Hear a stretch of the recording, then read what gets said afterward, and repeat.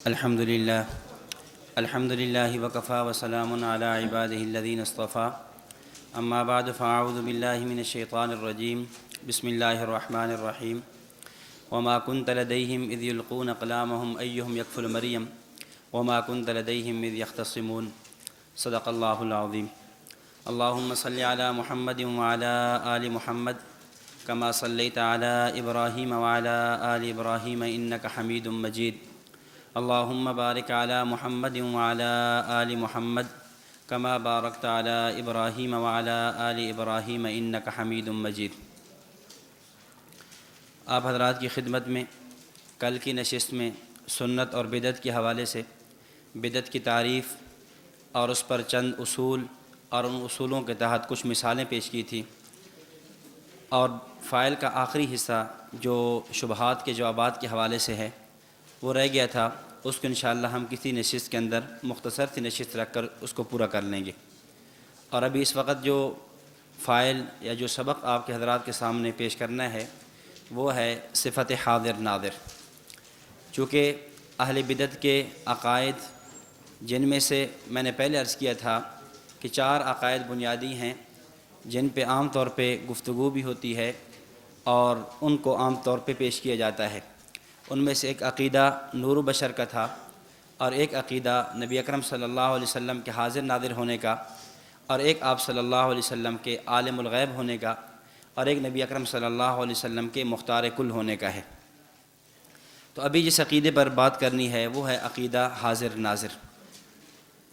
عقیدہ حاضر ناظر کی سب سے پہلے بنیادی طور پہ تنقیح آپ حضرات کے سامنے پیش کی جائے گی، پھر کچھ سوالات ایسے ہیں جو ہم اہل بدعت سے کرتے ہیں، اور اس پر پھر دلائل اور شبہات کے جوابات پیش کیے جائیں گے۔ حضرت مولانا منظور احمد نعمانی صاحب رحمۃ اللہ علیہ نے اپنی ایک خاص نمبر چھپا تھا بریلی سے الفرقان کے نام پر۔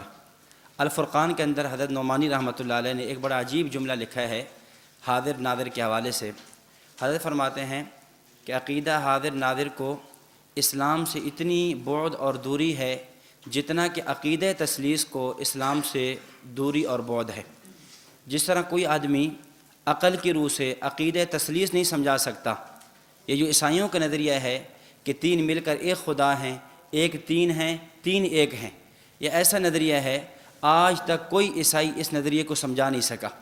اس پہ فلسفیانیاں اور گفتگویں تو کی گئی، لیکن کوئی آدمی سمجھا نہیں سکتا کہ یہ کیسے ہو سکتا ہے کہ عیسیٰ، مریم، روح القدس یہ سارے مل کر ایک اور یہ ایک مل کر 3۔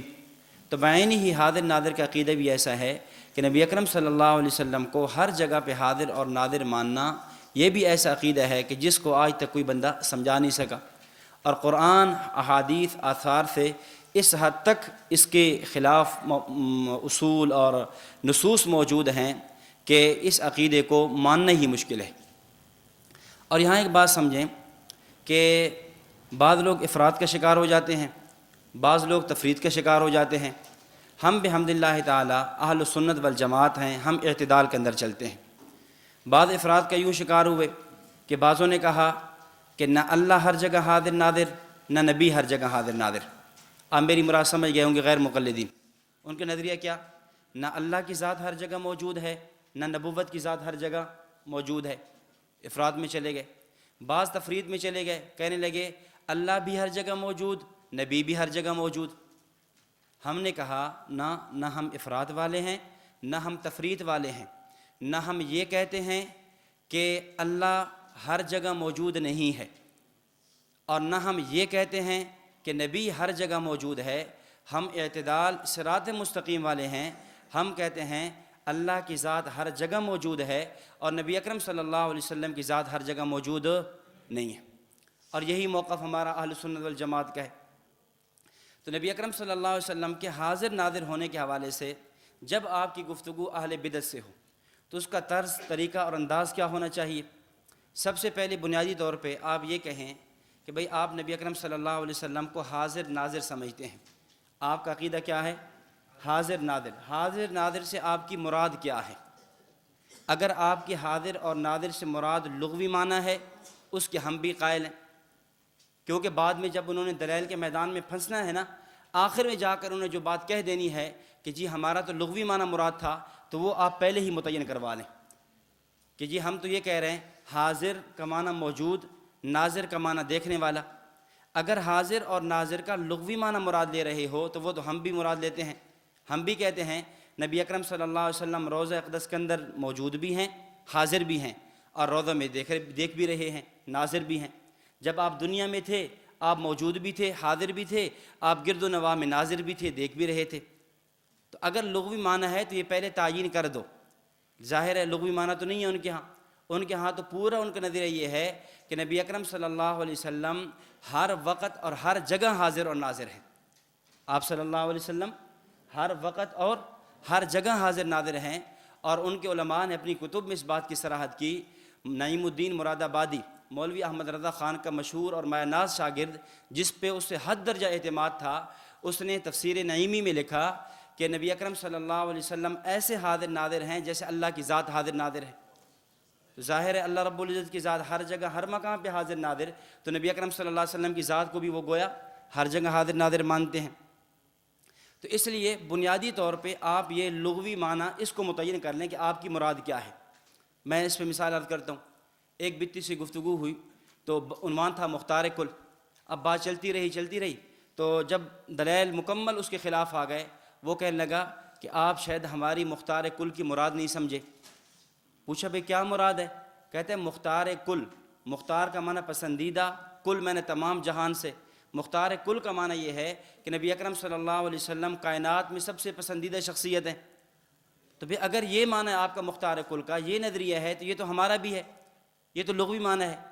لیکن مختار کل کا نظریہ آپ کا کیا ہے؟ وہ ہوگا جو آپ کے علماء نے آپ کی کتابوں میں لکھا ہے۔ آپ نبی اکرم صلی اللہ علیہ وسلم کو مختار کل مانتے ہیں، اور مختار کل بھی ایسا مانتے ہیں کہ بعض تو یہاں تک کہہ دیتے ہیں کہ اللہ رب العزت کے اتنے اختیارات میں نبوت کی ذات خدا کی ذات سے بھی بڑھ جاتی ہے، آذن اللہ۔ ان کے ایک مشہور شعر ہے کہ جسے پکڑے خدا اسے چھڑائے محمد، جسے پکڑے خدا اسے چھڑائے محمد، محمد دا پکڑا کوئی چھڑا نہیں سکدا۔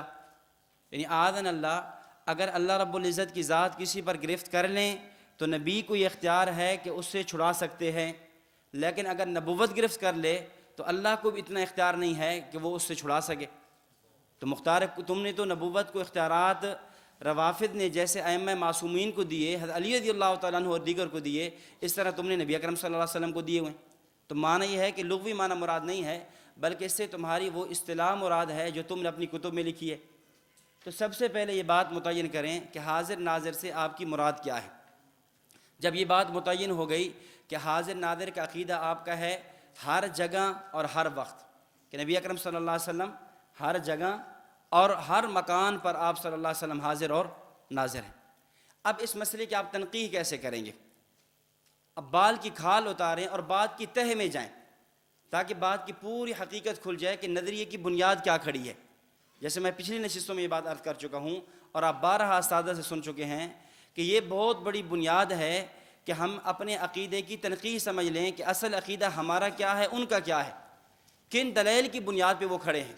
جب عقیدے کی تنقیح سمجھ آ جائے گی اور ان کے اصول سمجھ آ جائیں گے اور عقیدے کی حیثیت سمجھ آ جائے گی، عقیدہ ضروریات دین کا ہے یا ضروریات اہل سنت کا ہے، اور ضروریات دین کے لیے دلائل کون سی ضرورت ہیں اور ضروریات اہل سنت کے لیے دلائل کون سی ضرورت ہیں، یہ ساری بنیادیں سمجھ آ جائیں، اب کوئی فریق کسی قسم کا جو مد مخالف ہے آپ کے سامنے وہ زیادہ دیر تک ٹھہر نہیں سکے گا۔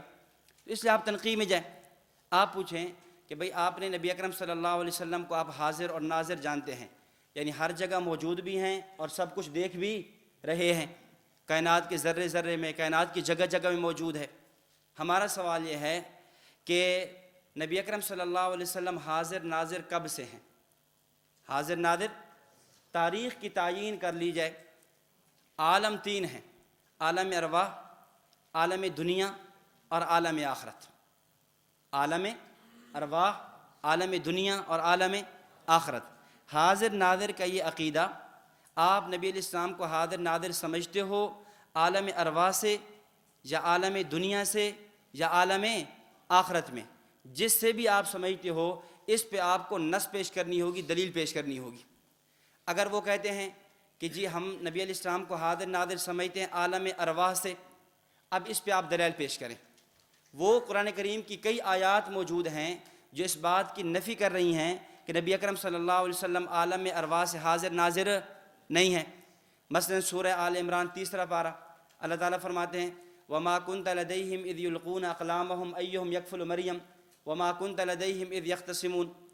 یا رسول اللہ، جب حضرت مریم علیہ السلام کی کفالت کے بارے میں حضرت زکریا اور مجاورین بیت المقدس کا جھگڑا ہو رہا تھا کہ حضرت مریم کی کفالت کون کرے گا، اس کے لیے قرآن اندازی کی جائے، کلمیں ڈالی جائیں، اور اس کے بعد پھر طے ہوگا، اس وقت وما كنت لديهم آپ موجود نہیں تھے، آپ موجود نہیں تھے۔ اگر ایک دلیل بھی ہوتی کافی تھی، کیونکہ آپ کا نظریہ موجبہ کلیہ کا ہے، آپ ہر وقت ہر جگہ ہر مکان کے قائل ہیں، اور سالبہ جزیہ ایک دلیل نے آ کر اس موجبہ کلیہ کو باطل کر دی ہے۔ آپ ادھر توجہ رکھیں، کسی کا موبائل بجتا ہے، کوئی آ رہا ہے کوئی جا رہا ہے، یہ تو چلنا ہے، ظاہر ہے اب سبق کا تسلسل ٹوٹ جانا ہے نا، سبق توجہ منتشر ہو جائے گی، بات اگر ایک جز بھی بات کا سمجھ نہیں آیا پھر پوری بات سمجھنا مشکل ہو جائے گی۔ میں پہلے بھی عرض کرتا رہا، آپ کے سامنے عرض کیا ہے کہ وقت بہت مختصر ہوتا ہے، عنوان کافی طویل عنوان ہوتا ہے، ایک عنوان جس کو ہم تخصص کے اندر 10-15 دنوں میں پڑھانا ہوتا ہے، وہاں اس 1 گھنٹے کی نشست 1.5 گھنٹے کی نشست میں پورا کرانا ہوتا ہے، اور کئی چیزیں اس میں لانی ہوتی ہیں، کئی چھوڑنی ہوتی ہیں، تو بہت توجہ کے ساتھ جو ہے نا آپ بات کو سنا کریں، سمجھا کریں۔ اگر آپ کہہ رہے ہیں عالم ارواح، ہم اس پہ کئی دلائل پیش کرتے ہیں، وما كنت لديهم اذ يلقون اقلامهم ايهم يكفل مریم، نفی ہو گئی نا عالم ارواح کی کہ آپ تو موجود نہیں تھے۔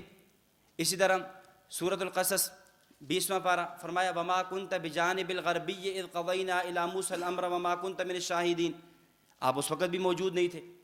سورہ یوسف کے اندر حضرت یوسف علیہ السلام کا واقعہ بیان فرمایا وما كنت لديهم اذ اجمعوا امرهم وهم يمكرون، جب برادران یوسف علیہ السلام کے بارے میں مشورہ کر رہے ہیں، تدبیر اور ہیلیں کر رہے ہیں، اس وقت آپ موجود نہیں تھے۔ تو ہم کئی آیات پیش کرتے ہیں کہ جس سے عالم ارواح کی حاضر ناظر ہونے کی نفی ہوتی ہے۔ اب آپ نے دوسرا یہ کہہ دو گے کہ جی ہمارا نظریہ عالم دنیا سے ہے۔ کب سے ہے؟ عالم دنیا سے۔ جب عالم دنیا میں آپ آئے ہیں اس وقت سے آپ حاضر اور ناظر ہیں۔ پھر ہم عالم دنیا کی تقسیم کر لیتے ہیں، پیدائش کے بعد سے ہیں، نبوت کے وقت سے ہیں، ہجرت کے وقت سے ہیں، وفات سے کتنا عرصہ پہلے کے ہیں۔ آپ کس وقت سے حاضر ناظر مان رہے ہو، ذرا اس وقت کی تعیین کرو۔ اب وہ جس وقت کی بھی تعیین کریں گے، آپ اس وقت پر یا اس کے بعد پر آپ کئی آیات بھی پیش کر سکتے ہو، کتب احادیث میں واقعات بھرے ہوئے موجود ہیں، کئی واقعات موجود ہیں، آپ واقعہ پیش کر سکتے ہو کہ یہ واقعہ تو نفی کر رہا ہے۔ مثلا وہ پیش کرتے ہیں، وہ کہتے ہیں جی ہم تو نبوت سے حاضر ناظر مانتے ہیں، اس لیے آپ بریلویت کی کتب اٹھائیں گے، کسی آپ کو اتفاق نہیں ملے گا۔ اس میں اتفاق ہوگا کہ نبی حاضر اور ناظر ہیں، لیکن کب سے ہم حاضر ناظر مانتے ہیں؟ جس کے دل میں جو آتا چلا جائے گا نا وہی وہ کہتا چلا جائے گا، اور مناظرے میں جب پھنسیں گے تو پھر لیتے لیتے آخر میں جا کر کہیں گے ہم تو عالم آخرت میں حاضر ناظر مانتے ہیں، پھر یہی ہونا ہے۔ تو عالم دنیا میں کوئی لکھے گا جی ہجرت کے وقت سے حاضر ناظر ہیں، اب ہم نے ہجرت کے بعد کے دلائل پیش کیے۔ اگر ہجرت کے وقت سے حاضر ناظر ہیں تو غزوہ تبوک 9 ہجری میں آخری غزوہ ہے، اس کے بارے میں آ رہا ہے کہ نبی اکرم قرآن کریم نے اس واقعے کو نقل کیا، وعلی الثلاثة الذین خلفوا، حضرت کعب بن مالک، وہ جو 3 صحابہ پیچھے رہ گئے تھے، تو وہ صحابہ کرام اب وہ جمع ہوئے۔ حضرت کعب بن مالک رضی اللہ تعالیٰ عنہ کا مشہور واقعہ ہے کہ انہوں نے کہا کہ میں نبی اکرم صلی اللہ علیہ وسلم کی خدمت میں جانے لگا، میرے دل میں کئی باتیں آئی، دل میں یہ بھی آیا کہ جیسے منافقین جھوٹ بول رہے ہیں میں بھی جھوٹ بول دوں، لیکن پھر دین میں یہ بات آئی کہ نبی اکرم صلی اللہ علیہ وسلم کے سامنے میں نے جھوٹ بول بھی دیا تو اللہ تعالیٰ بذریعہ وہی مطلع فرما دیں گے۔ تو گویا کعب بن مالک رضی اللہ تعالیٰ عنہ کا یہ نظریہ تو تھا کہ نبی ہر جگہ حاضر اور ناظر نہیں ہیں، نبی علیہ السلام مجھے دیکھ نہیں رہے تھے، آپ وہاں تبوک گئے، میں یہاں مدینہ میں تھا، میں کیا کر رہا تھا، میں کیوں نہیں گیا، میرے نہ جانے کی وجہ کیا بنی ہے، سستی بنی ہے، سواریوں کا نہ ہونا ہے، جو بھی وجہ بنی ہے، حضرت کعب رضی اللہ تعالیٰ یہ سمجھتے تھے کہ نبی اکرم صلی اللہ علیہ وسلم حاضر اور ناظر نہیں تھے، ورنہ وہ جو کہہ رہے ہیں کہ میرے ذہن میں خیالات آ رہے ہیں۔ تو بہرحال آپ جو بھی واقعہ پیش کریں گے اس پر آپ کئی واقعات پیش کر سکتے ہیں اور کئی احادیث اور کئی آیات پیش کی جا سکتی ہیں۔ مثلا سورۃ البقرہ 2 پارہ وَمِنَ النَّاسِ مَن يُعْجِبُكَ قَوْلُهُ فِي الْحَيَاةِ الدُّنْيَا وَيُشْهِدُ اللَّهَ عَلَى مَا فِي قَلْبِ وَهُوَ لَدُّ الْخِصَامِ۔ مفسرین نے لکھا یہ واقعہ اخنس بن شریک منافق کے بارے میں آیت نازل ہوئی۔ اخنس بن شریک کیا تھا؟ نبوت کی مجلس میں آتا، بڑی باتیں کرتا اور بڑی ایسا لب و لہجہ اختیار کرتا کہ آپ سمجھتے بے شاید سچا آدمی ہے۔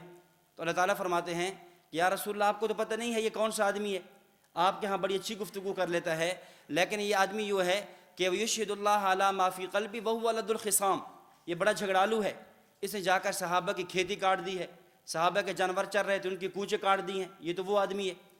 تو گویا اس آیت نے نفی کر دی کہ آپ ہر جگہ حاضر نادر نہیں ہیں، ورنہ اللہ تعالیٰ کو یہ کہنے کی کیا ضرورت تھی؟ اللہ کے نبی جو ہر جگہ موجود تھے، موجود بھی تھے، ناظر بھی تھے، دیکھ بھی رہے تھے، پھر فرمانے کا کیا مطلب؟ اسی طرح واقعہ آپ بیر معونہ دیکھ لیجئے، صحیح بخاری کے اندر روایت موجود ہے تفصیل کے ساتھ۔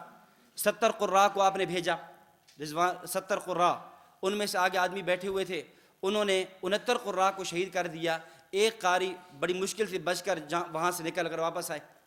اب اگر اعاذنا اللہ نبی اکرم صلی اللہ علیہ وسلم کو حاضر اور ناظر مان لیا جائے تو نبوت پہ الزام یہ لازم آئے گا کہ نبی اس جگہ موجود بھی تھے، دیکھ بھی رہے تھے کہ میرے صحابہ کے قاتل موجود ہیں، میرے صحابہ یہاں آئیں گے، ان کو آ کر یہ لوگ شہید کر دیں گے، اور نبی اکرم صلی اللہ علیہ وسلم دیکھ بھی رہے تھے، موجود بھی تھے، آپ کو علم غیب بھی تھا، سب کچھ تھا، اس کے باوجود آپ خود صحابہ کو شہید کروا رہے ہیں، اعاذنا اللہ۔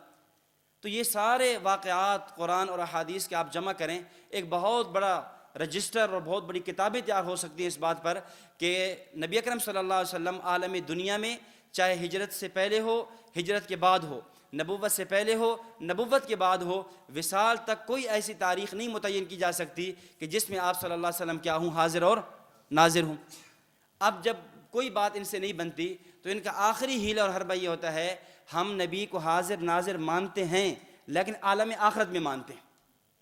حضرت نعمانی صاحب رحمہ اللہ کے ساتھ مناظرہ ہوا ایک بریلوی کا، تو اس نے آخر میں یہ بات کہی، انہوں نے کہا جی آپ ہمارے عقیدے کو سمجھے نہیں۔ حضرت فرمانے کیا مطلب؟ کہتے ہیں ہم حاضر ناظر مانتے ہیں لیکن ہم مانتے ہیں کب میں؟ عالم آخرت میں جا کر۔ ادھر کہہ رہے ہو کہ نبی حاضر ناظر ایسے جیسے اللہ کی ذات حاضر ناظر، نبی حاضر ناظر جیسے ایسے جیسے اللہ کی ذات حاضر ناظر، اور اب کیا کہہ رہے ہو ہم حاضر ناظر مانتے ہیں کب؟ عالم آخرت میں۔ ہم نے کہا چلیں ٹھیک ہے ہم یہ بھی تسلیم کر لیتے ہیں، ایک منٹ کے لیے اگر آپ عالم آخرت میں مانتے ہیں ہم اس پہ دلیل پیش کر دیتے ہیں، آپ اس میں بھی حاضر ناظر نہیں ہیں۔ صحیح بخاری، مسلم، ابو داود مشہور روایت ہے کتب حدیث میں جسے حدیث الحوض کہا جاتا ہے، نبی اکرم صلی اللہ علیہ وسلم کے سامنے حوض کوثر پہ آپ تشریف فرما ہوں گے، کچھ لوگ لے جائیں گے، آپ پانی پلانا چاہیں گے، فرشتے کہیں گے کہ یا رسول اللہ انک لا تدری ما احدثوا بعدک، آپ کو علم نہیں ہے کہ آپ کے جانے کے بعد انہوں نے کیا کچھ شروع کر دیا، کوئی مرتد ہو گئے، کوئی منافق ہو گئے، اور دین کے اندر بدعات ان لوگوں نے شروع کر دی، انک لا تدری ما احدثوا بعدک۔ تو عالم آخرت میں بھی آپ صلی اللہ علیہ وسلم آپ کو کیا فرمایا جا رہا ہے کہ آپ کو نہیں پتہ کہ آپ صلی اللہ علیہ وسلم آپ کے جانے کے بعد انہوں نے کیا کچھ کیا۔ اس سے معلوم یہ ہوا کہ آپ قبر میں تشریف لے گئے، آپ برزخ میں موجود ہیں، قیامت کا دن ہوگا، آپ صلی اللہ علیہ وسلم اس میں بھی حاضر اور ناظر نہیں ہوں گے۔ اور پھر وہ طویل حدیث ہے کہ جس کے اندر آپ صلی اللہ علیہ وسلم نے فرمایا کہ میں یہ کہوں گا، اقولو، میں یہی جملہ کہوں گا، کما قال الرجل الصالح، جیسا کہ رجل صالح یعنی میرے بھائی عیسیٰ ابن مریم نے کہا تھا۔ حضرت عیسیٰ علیہ السلام نے کیا کہا تھا؟ جب اللہ تعالیٰ پوچھیں گے کہ اے عیسیٰ کیا آپ نے ان کو ترغیب دی تھی کہ آپ کو خدا بنائیں، کیا آپ نے ان کو ترغیب دی تھی کہ مجھے چھوڑ کر آپ کی عبادت کریں؟ تو کیا کہیں گے کہ وَكُنْتُ عَلَيْهِمْ شَهِيدًا مَا دُمْتُ فِيهِمْ فَلَمَّا تَوَفَّيْتَنِي كُنْتَ أَنْتَ الرَّقِيبَ عَلَيْهِمْ، یا اللہ جب تک میں تھا میں نگران تھا، جب میں دنیا چھوڑ کے آ گیا ہوں مجھے نہیں پتہ میرے جانے کے بعد کیا ہوا۔ تو نبی علیہ السلام فرمائیں گے کہ میں بھی یہی جملہ کہوں گا کہ یا اللہ جب تک میں تھا میرے سامنے کیا ہوا یہ تو مجھے علم تھا، لیکن جب میں دنیا چھوڑ کے آیا ہوں اب اس کے بعد مجھے پتہ نہیں ہے کہ پیچھے کیا کچھ ہوتا رہا۔ تو یہ جہاں آپ کے علم غیب کی نفی کر رہی ہے وہاں آپ کے حاضر اور ناظر ہونے کی بھی نفی کر رہی ہے۔ تو الغرض عالم ارواح کہو گے اس پر بھی دلائل موجود، نفی حاضر ناظر پر۔ آپ عالم دنیا کہتے ہو اس پر بھی حاضر ناظر کی نفی پر دلائل موجود۔ آپ عالم برزخ عالم آخرت کہتے ہو اس پر بھی حاضر اور ناظر کی نفی پر دلائل موجود ہیں۔ تو اب آپ متعین کریں کہ آپ کا یہ جو نظریہ ہے کہ نبی اکرم صلی اللہ علیہ وسلم ہر جگہ ہر مقام پہ حاضر ہیں، اس کا معنی کیا ہے اور یہ کب سے ہیں، اس کی تاریخ آپ کو متعین کرنی ہوگی۔ حضرت علامہ خالد محمود صاحب رحمۃ اللہ علیہ نے مطالعہ بریلویت کی 5ویں جلد میں اپنا ایک مناظرے کا واقعہ نقل کیا۔ حضرت فرماتے ہیں کہ میں برطانیہ میں تھا، گلاسکو برطانیہ کے شہر ہے، میں ابھی وہاں پہنچا تو وہاں مشہور ہو گیا کہ یہاں سے پاکستان سے یا کچھ لوگ ایسے آئے ہیں جو دیوبندی ہیں، بریلویت کے خلاف کام کرتے ہیں۔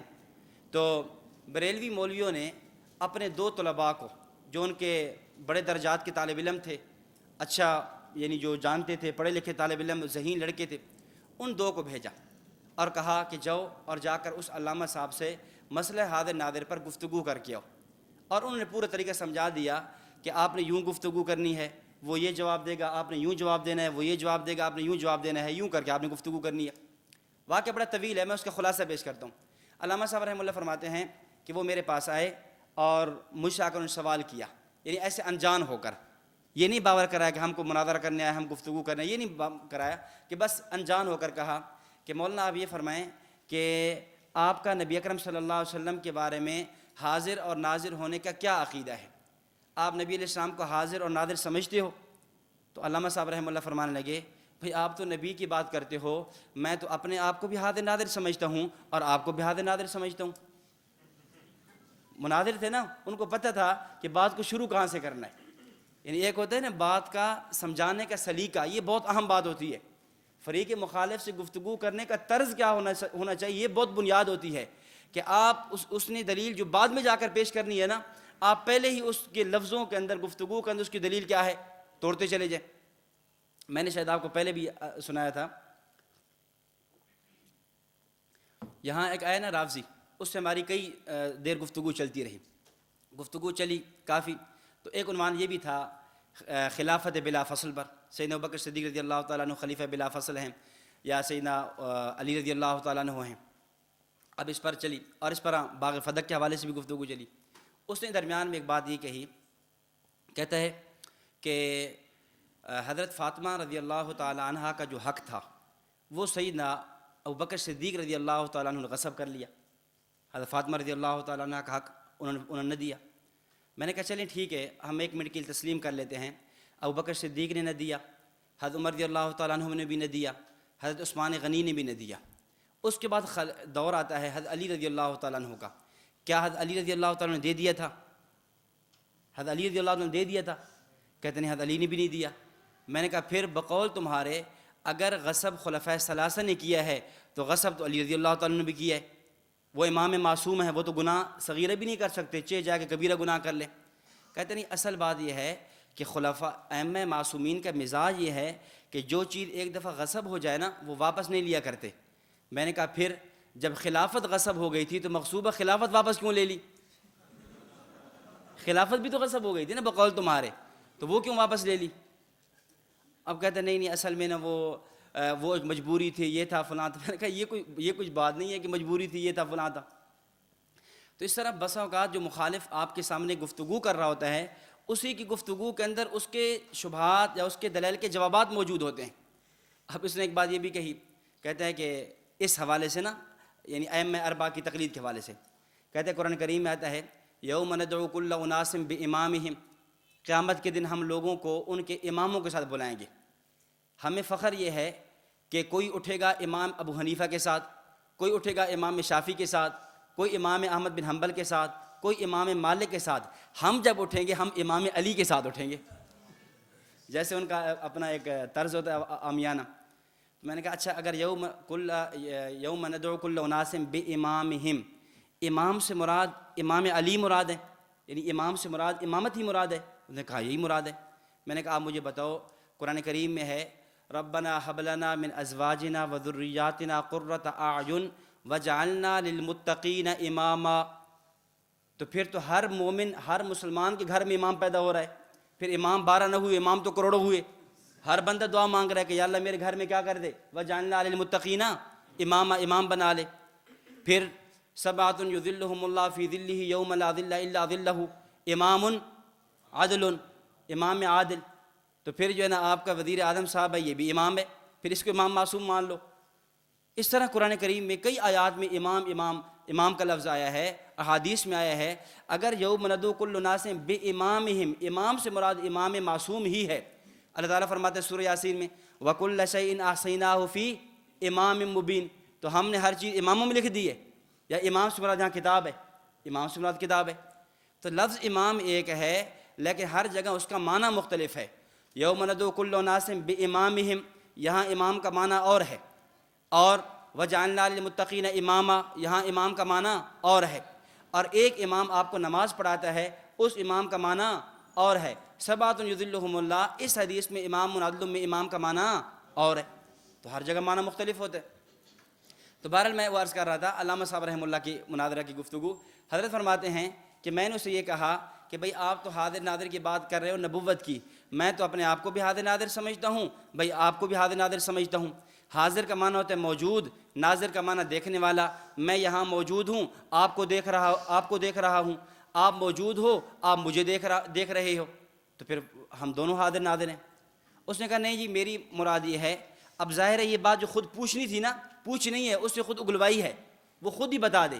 کہتے نہیں میں یہ پوچھنا چاہ رہا ہوں کہ کیا آپ نبی اکرم صلی اللہ علیہ وسلم کو ہر جگہ، ہر وقت، ہر جگہ پہ حاضر، ہر مکان پہ حاضر ناظر مانتے ہو؟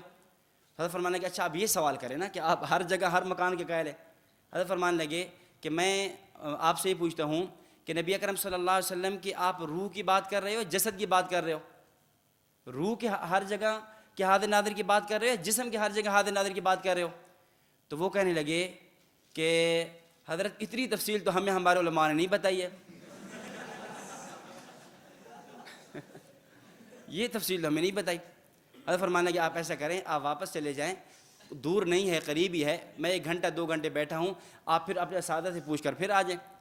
حضرت فرماتے ہیں 2 گھنٹے وہ چلے گئے، تقریباً 2-2.5 گھنٹے بعد پھر واپس آئے اور آ کر کہنے لگے ہمیں ہمارا اساتذہ فرما رہے ہیں کہ یہ جو تفصیلیں ہیں نا کہ روح حاضر ناظر ہے یا جسم حاضر ناظر ہے یا کس عالم سے حاضر ہیں، عالم دنیا، عالم ارواح، عالم برزخ، ان تفصیلات میں نہیں پڑھنا چاہیے، یہ شرک ہے. ان تفصیلات میں نہیں پڑھنا چاہیے، یہ شرک ہے. کہ جس طرح اللہ رب العزت کی ذات کے بارے میں ہم تفصیل میں نہیں جاتے نا کہ اللہ تعالیٰ کب سے حاضر ناظر ہیں، کہاں حاضر ناظر ہیں، جس طرح اللہ تعالیٰ کے بارے میں ہم تفصیلات میں نہیں جاتے، اس طرح نبی کے بارے میں ہمیں تفصیلات میں نہیں جانا چاہیے. حضرت فرمانے لگے کہ بھائی آپ نے بات غلط، آپ کا اساتذہ نے بات غلط پڑھائی ہے. اللہ خالق ہے، نبی مخلوق ہے. خالق کی مثالیں مخلوق کے لیے دینا یہ غلط ہے. اللہ رب العزت کی ذات ہر جگہ ہے، اس کی کیفیت اور ہے. اللہ کی ذات ہر جگہ ہے، وہ بغیر جسم کے ہے، اس کی تفصیل اور ہے. نبی ہر جگہ حاضر، وہ جسم والا ہے، وہ دنیا میں تھے، نظر آتے تھے، مشرکین مکہ نے دیکھا، صحابہ نے زیارت کی ہے. آج اگر ہر جگہ حاضر ناظر ہیں تو نظر کیوں نہیں آتے؟ تو بہرحال حضرت نے کئی باتیں چلی، تو انہوں نے اساتذہ کو یہ بات بھی پڑھائی کہ وہ جو بھی آیت پیش کرے نا حاضر ناظر کی نفی پہ، آپ کو 2 جواب یاد ہونے چاہیے. یہ بریلویوں نے یہ سکھایا تھا ان کو. آپ نے ایک یہ کہنا ہے کہ یہ آیت منسوخ ہے، یا یہ جواب دے دینا ہے کہ یہ آیت متشابہات میں سے ہے. جیسے غیر مقلدین کو اصول ہے نا، آپ کوئی بھی حدیث پیش کرو گے، حدیث کیا ہے؟ یہ ضعیف ہے. یہ تو بخاری مسلم کی روایت ہی نہیں ہے نا، بخاری مسلم کی نہیں، ہم کیسے مانیں؟ یہ تو حدیث ضعیف ہے. تو انہوں نے بھی یہی جواب رٹوایا تھا. حضرت فرمانے لگے کہ دیکھو نبی اکرم صلی اللہ علیہ وسلم کب سے حاضر ناظر، یہی تنقیح کی. آپ عالم ارواح کہو گے، عالم دنیا، عالم برزخ کہو گے. اگر عالم ارواح میں حاضر ناظر ہیں تو وما كنت لديهم اذ يلقون اقلامهم ايهم يكفل مریم، اس آیت کا معنی کیا ہے؟ تو وہ فوراً جواب دینے لگے کہ جی یہ آیت جو ہے منسوخ ہے. فرمایا کہ بھائی یہ نسخ واقعات میں ہوتا ہے یا احکام میں ہوتا ہے؟ آپ اتنی بنیادی بات بھی نہیں سمجھتے کہ نسخ کا تعلق اوامر سے ہے، نواہی سے ہے. نسخ کا تعلق احکام سے ہے، نسخ کا تعلق اخبار اور واقعات سے نہیں ہے. ہاں یہ تو ہو سکتا ہے شریعت نے ایک حکم دیا پھر منع کر دیا، یا پہلے روکا پھر اجازت دے دی. یہ کیسے ہو سکتا ہے کہ ایک واقعہ پہلے ہوا اب واقعہ منسوخ ہو گیا؟ حضرت یوسف علیہ السلام کا واقعہ پیش آیا نا، اب یہ آیت منسوخ ہے؟ نہیں، وہ واقعہ پیش نہیں آیا تھا. ابراہیم علیہ السلام کا واقعہ پیش آیا، نہیں آیت منسوخ ہے، واقعہ پیش نہیں آیا تھا. تو پھر دوسرا کہنے لگا اچھا پھر یہ آیت متشابہات میں سے ہوگی. فرمایا بھئی متشابہات، واقعات کا متشابہات سے کیا تعلق ہے؟ فرماتے ہیں کہ کافی دیر گفتگو ہوئی اور آخر میں وہ یہ کہہ کر چلے گئے کہ ہمارے مولویوں نے ہمیں جو ہے نا بیوقوف بنایا ہوا ہے، اور اس عقیدے کا جو صحیح عقیدہ ہے وہ ہمارے سامنے پیش نہیں کرتے، اور جو دلائل آپ نے پیش کیے ہیں نا اس سے ہی معلوم ہوتا ہے کہ نبی اکرم صلی اللہ علیہ وسلم ہر جگہ ہر مکان حاضر ناظر نہیں ہے. یہی عقیدہ درست ہے. تو اس طرح حاضر ناظر کے عقیدے میں بنیادی طور پہ آپ تنقیح کریں، یہ چند سوالات ان سے کریں. اس سے ہٹ کر میں چند باتیں مزید آپ حضرات کی خدمت میں عرض کرتا ہوں۔ دیکھیں کہ آپ ان سے یہ سوال کریں کہ چونکہ وہ یہ کہتے ہیں نبی اکرم صلی اللہ علیہ وسلم ہر جگہ پہ، ہر مقام پہ، ہر وقت حاضر اور ناظر ہیں، موجود بھی ہیں، دیکھ بھی رہے ہیں۔ اس پر میں آپ کی خدمت میں 10 سوالات پیش کرتا ہوں، یہ سوالات آپ ان سے کریں، آپ ان کو لکھتے بھی رہیں، میں انتہائی اختصار کے ساتھ اشارتاً وہ پیش کرتا ہوں۔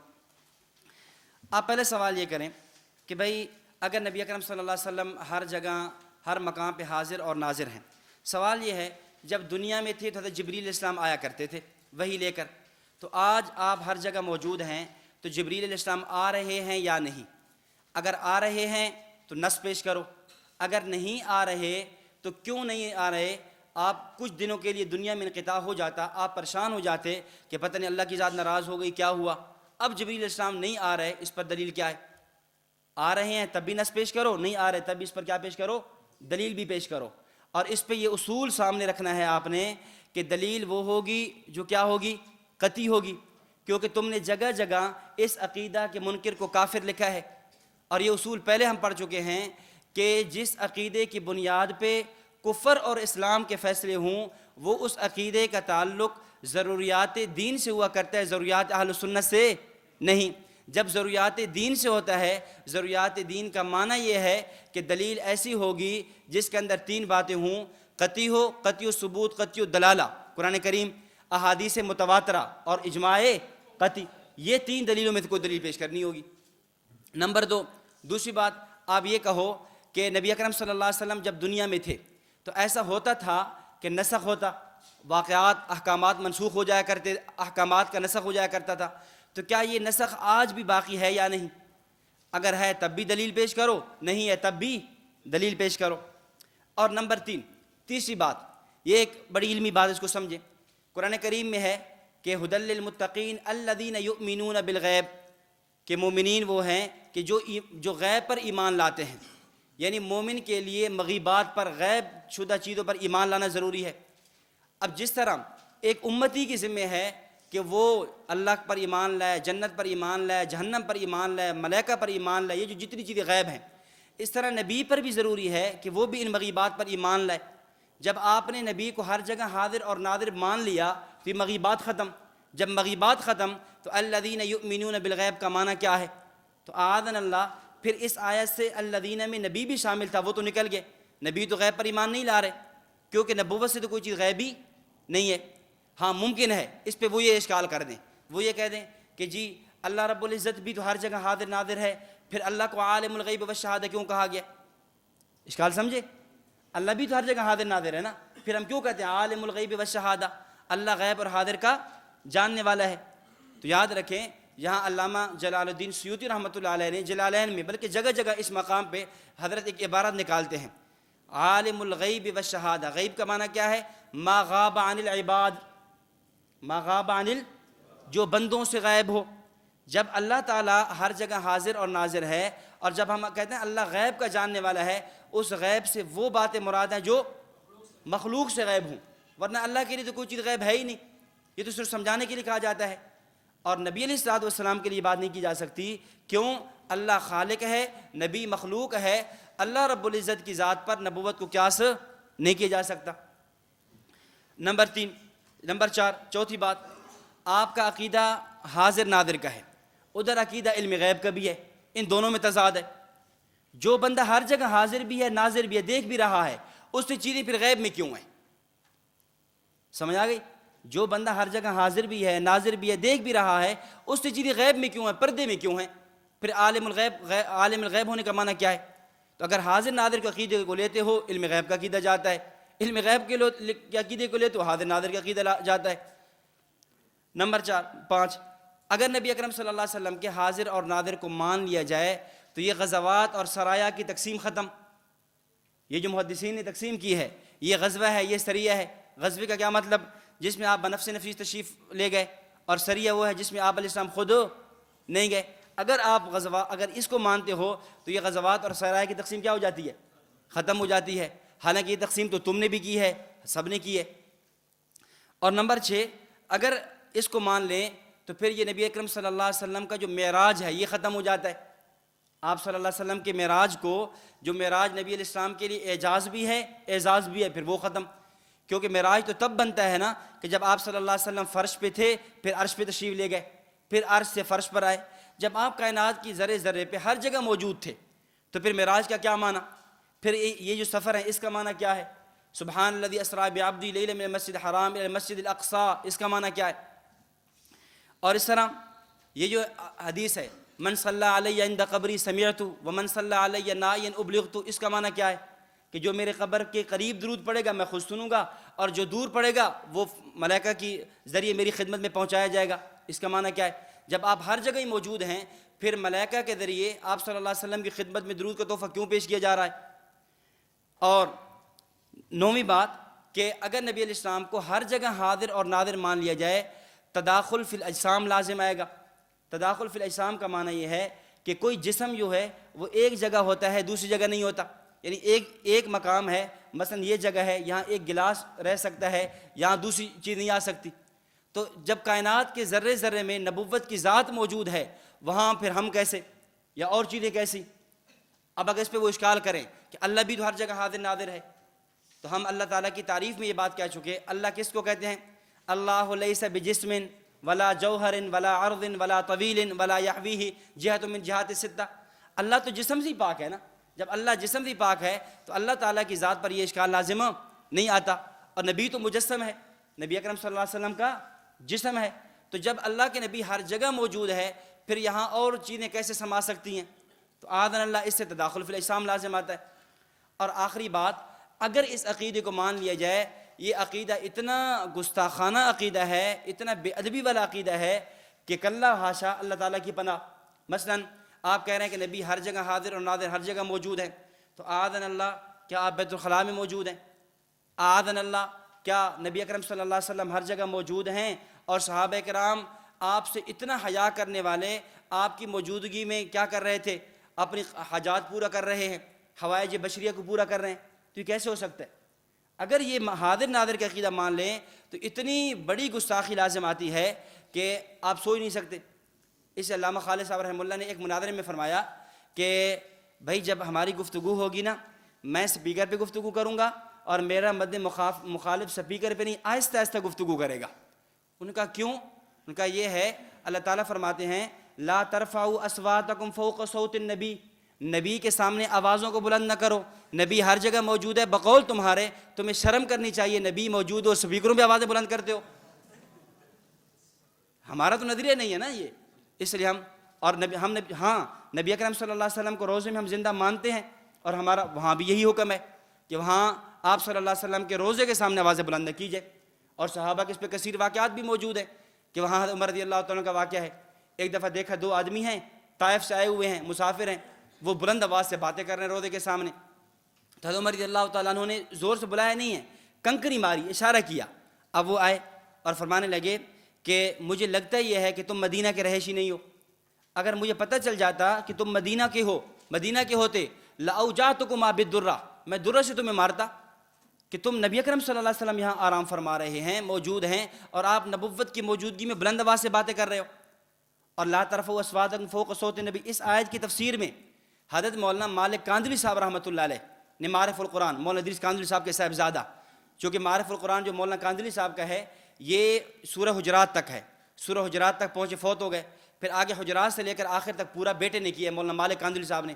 تو مولانا مالک کاندلی صاحب رحمۃ اللہ علیہ نے اس آیت کے تحت لکھا کہ جس طرح نبی کی موجودگی میں جب آپ دنیا میں موجود تھے کسی کے لیے آپ کے سامنے بلند آواز سے گفتگو کرنا جائز نہیں تھا، آج آپ روزے میں بھی موجود ہیں تو روزے میں بھی کسی کے لیے جائز نہیں ہے کہ روزے پہ کھڑے ہو کر بلند آواز سے گفتگو کرے. تو یہ دلیل ہے کس کی؟ حیات النبی صلی اللہ علیہ وسلم فی القبر کی.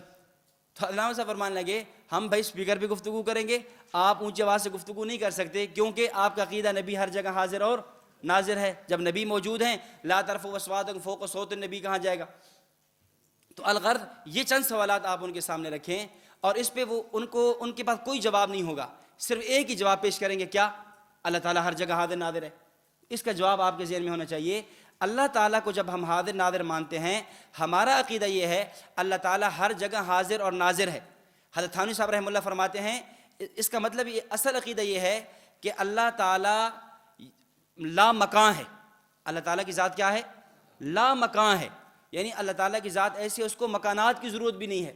جب مکانات نہیں تھے اس وقت بھی اللہ تھا, جب مکانات نہیں ہوں گے اس وقت بھی اللہ ہوگا. ہاں یہ جو لا مکان کی تعبیر ہے, یہ تعبیر بہت مشکل تھی. امداد الفتاوی میں پورا رسالہ چھپا ہے, تحدید الفرش, تمہید الفرش فی تحدید العرش, اس نام سے. اس کے اندر تھانوی نے پوری تفصیل سے بات لکھی ہے کہ جب ہم لوگوں کو یہ کہیں, اب کوئی پوچھے اللہ کے بارے میں تمہارا عقیدہ کیا ہے, ہم کہیں اللہ لا مکان ہے. اب لوگ کہیں گے لا مکان کا کیا معنی ہے؟ اب عوام کو سمجھانے کے لیے, آسان کرنے کے لیے کہہ دیا جاتا ہے کہ لا مکان کا معنی اللہ تعالیٰ ہر جگہ موجود ہے. اللہ تعالیٰ, اب یہ جو غیر مقلدین کے اشکالات, وہ کہتے ہیں ہم اللہ کو عرش پہ مانتے ہیں, تم ہر جگہ مانتے ہو. اب ان کا اشکال کیا ہے؟ الیاذ باللہ, اللہ ہر جگہ موجود تو کیا بیت الخلاء میں بھی موجود؟ تو ہم کیا جواب دیتے ہیں؟ اگر تم اللہ کی تعریف سمجھ جاتے تو تم یہ اشکال نہ کرتے.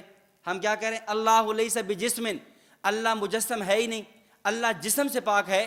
جب جسم سے پاک ہے تو یہ بات کہنا کہ اللہ رب العزت بیت الخلاء میں موجود ہے, اعاذنا اللہ, یہ جملہ ہی گستاخانہ ہے, شرکی ہے. تو اس لیے اگر وہ دلیل, ہماری جس دلیل کے جواب میں ایک ہی ان کے بعد جواب ہونا ہے, وہ اللہ کی ذات پر قیاس کریں گے. ایک تو یہ اصول ذہن میں رکھیں کہ فلا تجعلوا للہ الامثال, اللہ کے لیے مثالیں بیان نہ کرو. اللہ رب العزت مخلوقات میں سے اللہ پر مثالیں بیان نہیں کرنی چاہیے, اللہ کی ذات پر قیاس کرنا. تو ایک یہ ہے, اور دوسری یہ بات ہے کہ اللہ جسم سے پاک ہے, اس سے اللہ ہر جگہ ہو, یہ گستاخانہ عقیدہ نہیں ہے. لیکن نبی کو ہر جگہ مانا جائے, یہ گستاخانہ عقیدہ ہے. کیوں؟ اس لیے کہ نبی کیا ہے؟ جسم والا ہے, مجسم ہے. اب یہ اس پر ہمارے پاس جو ہے نا کئی دلائل موجود ہیں, وہ دلائل آپ فائل کے اندر دیکھ لیں, کئی دلائل لکھے ہوئے ہیں. لیکن ابھی چونکہ وقت نہیں ہے, اب میں دلائل کو چھوڑ کر صرف شبہات کی طرف آتا ہوں. اب آپ دلائل دیکھ لیں, مختلف انبیاء کے واقعات ہیں. یعنی قرآن کریم دلائل سے اتنا بھرا ہوا ہے اس عنوان پر. وہ ایک لطیفہ ہے نا کہ ایک آدمی گیا کسی کتب خانے میں اور کہا مجھے جو نا قادیانیوں کے خلاف کتاب دے دو. انہوں نے کتاب اٹھا کر دے دی, احتساب قادیانیت یا جو بھی ہے. اچھا مجھے رافضیوں کے خلاف کتاب دے دو. اب انہوں نے بھی اس پر بھی کتاب دے دی. اچھا مجھے مماتیوں کے خلاف کتاب دے دو. انہوں نے کتاب اٹھا کر دے دی. غیر مقلدوں کے خلاف کتاب دے دو. انہوں نے اٹھا کر دے دی. اس نے کہا بریلویوں کے خلاف کتاب دے دو. اس نے قرآن مجید اٹھا کر دے دیا. بھئی ان کے عقائد اور نظریات پہ یعنی اتنے صریح غلط ہیں, صریح البطلان ہیں کہ اس پر قرآن کریم کی واضح نصوص موجود ہیں. اس حد تک یعنی قرآن کریم کے اندر اور احادیث مبارکہ کے اندر واقعات موجود ہیں, آیات احادیث موجود ہیں. اب آپ شبہات کی طرف آ جائیں, چونکہ شبہات کا جواب دینا, ازالہ کرنا یہ زیادہ اہم ہوتا ہے. یہ دیکھ لیں صفحہ نمبر 16 پہ آ جائیں. صفحہ نمبر 16 پہ دلیل کیا پیش کرتے ہیں؟ انا ارسلناک شاہدا, انا ارسلناک. اب شاہد کا ترجمہ کیا کیا؟ حاضر اور ناظر. حاضر اور ناظر, ہم کہتے ہیں 1 منٹ کے لیے حاضر اور ناظر کا ترجمہ کر بھی لو تو آپ کا عقیدہ ہے ہر جگہ, ہر وقت, ہر جگہ اور ہر وقت. تو یہاں شاہدن فی کل مکان و فی کل زمان کہاں ہے؟ آپ کے عقیدے پر پورا تو نہ اترا. اگر 1 منٹ کے لیے شاہد کا معنی یہ بھی مان لیں. اچھا دوسری بات یہ, دوسرا جواب, اگر انا ارسلناک شاہدا کا یہ معنی ہے تو دوسری آیت ہے وما کنت من الشاہدین. وما کنت یہاں ہے کہ ہم نے آپ کو حاضر ناظر بنا کر بھیجا, اور ہے وما کنت من الشاہدین, ہم نے آپ کو حاضر ناظر بنا کر نہیں بھیجا. کیا کہو گے؟ اور تیسرا جواب یہ ہے اگر شاہد کا معنی حاضر اور ناظر کرنا ہے تو پھر نبی حاضر ناظر نہیں ہے, پھر پوری امت حاضر ناظر ہے. کیونکہ اگر شاہد کا لفظ نبی کے لیے قرآن نے بولا ہے تو شاہد کا لفظ اللہ نے پوری امت کے لیے بھی استعمال کیا. لِتَكُونُوا شُهَدَاءَ عَلَى النَّاسِ, شہداء شاہد کی جمع ہے نا, لِتَكُونُوا وَتَكُونُوا شُهَدَاءَ عَلَى النَّاسِ, کہ تاکہ تم قیامت کے دن امت محمدیہ کو فرمایا جا رہا ہے کہ باقی امم کے خلاف کیا بن جاؤ؟ گواہ بن جاؤ. تو یہاں شاہد سے مراد گواہ ہے, شاہد سے مراد حاضر اور ناظر نہیں ہے. اور پھر اصول کیا پیش کیا تھا کہ چونکہ اس عقیدے کو تم ضروریات دین میں سمجھتے ہو تو دلیل کون سی ہونی چاہیے؟ قطعی الدلالہ ہونی چاہیے. خود تمہارے علماء مختلف کھڑے ہیں اس آیت کے اندر, اس آیت کی تشریح اور تفسیر کے اندر کہ شاہد کا معنی کیا ہے, شاہد کا معنی کیا ہے. خود جو ہے نا آپ اٹھا کر دیکھیں تو یہ ان لوگوں نے اس میں خود اختلاف کیا ہے. مثلا یہ دیکھیں شاہد کے کئی معنی بیان کیے. نجوم الفرقان والا کہتا ہے صفحہ نمبر 17 کے آخر میں, وہ کہتا ہے کسی چیز کے حال کو بیان کرنے والے کو بھی شاہد کہتے ہیں. اشرف جلالی کہتا ہے کہ پہلا معنی یہ ہوگا اللہ فرما رہا ہے شاہد لنا, ہم نے تجھے اپنا گواہ بنایا ہے.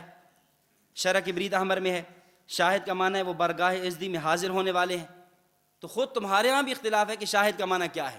کئی احتمالات آ گئے نا شاہد کے معنی میں، اور اذا جاء الاحتمال بطل الاستدلال، جب احتمال ہے استدلال کیا ہو جاتا ہے؟ باطل ہو جاتا ہے۔ آگے دیکھیں دلیل نمبر 2، دوسری دلیل کیا پیش کرتے ہیں کہ وَكَيْفَ تَكْفُرُونَ وَأَنْتُمْ تُتْلَى عَلَيْكُمْ آيَاتُ اللَّهِ وَفِيكُمْ رَسُولُهُ، یہ پیش کرتے ہیں کہ اللہ تعالیٰ فرمایا کہ تم کیسے انکار کرتے ہو حالانکہ تمہارے سامنے اللہ تعالیٰ کی آیات تلاوت کی جا رہی ہیں اور رسول تمہارے اندر موجود ہے۔ وَفِيكُمْ رسول، رسول موجود ہے، کہتے اس سے معلوم ہوا کہ رسول نبی اکرم صلی اللہ علیہ وسلم ہر جگہ موجود ہیں۔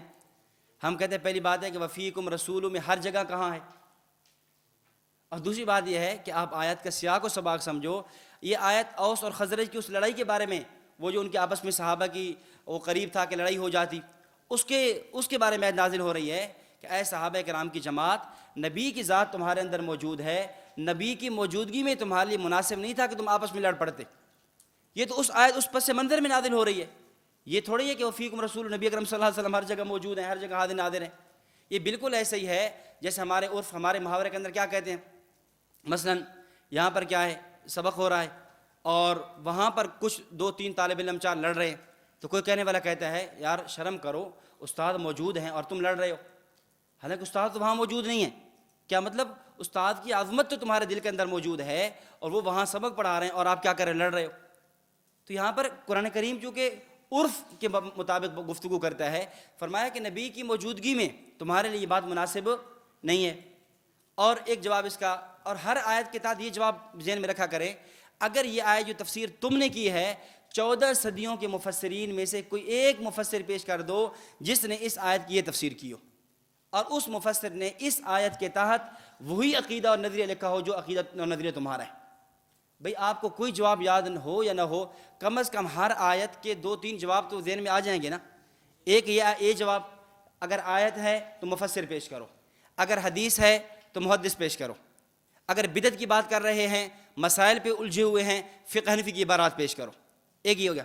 اور دوسرا جواب یہ ہر جگہ ذہن میں ہونا چاہیے کہ عقیدہ کیا ہے، دعویٰ کیا ہے، اور دعوے پہ جو دلیل پیش کی جا رہی ہے وہ کیا ہے۔ دعویٰ کیا ہے؟ ہر جگہ کا، ہر وقت کا، ہر زمان، ہر مکان کا ہے، اور دلیل کیا پیش کر رہے ہو؟